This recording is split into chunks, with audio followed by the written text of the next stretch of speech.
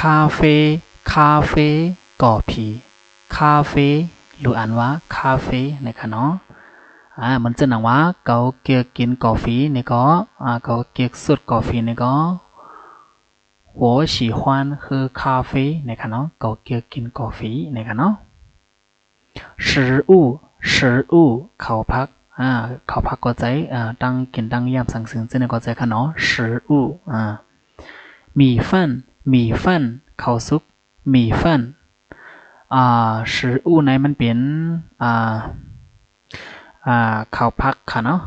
ข้าวพักตั้งกินสั่งซึ่งในจะหนังว่าเมื่อกี้ค่ะเนาะ米饭ในซ้ำเป็นข้าวซุปค่ะเนาะเจนค่ะผิงกัวผิงกัวหมักแกมของผิงกัวหมักแกมของเกาเลยใจหมักแกมของในก็我喜欢苹果นะคะเนาะ我喜欢吃苹果ในก็เกาเลยใจกินหมักแกมของค่ะเนาะผิงกัวหมักแกมของ商店商店เสียงดังขายค่ะเนาะ商店นะครับ天气天气ราศีอุตุค่ะเนาะภาพผลค่ะเนาะเมื่อในภาพผลราศีอุตุลีนาเนี่ยก็今天天气很好นะคะเนาะ今天天气很好จนค่ะเนาะ难过ขี้เหงาอันนั้นก็มองใจค่ะเนาะ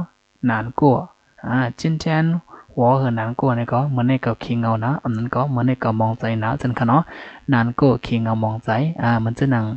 ใจเลี่ยมงามจนค่ะเนาะโอเคจนค่ะเนาะจะเรียกข้อข่มสังสินจนในห้องว่านานกูค่ะเนาะโอเคไม่สูงค่ะเนาะสังว่าไรใจใครเห็นในก็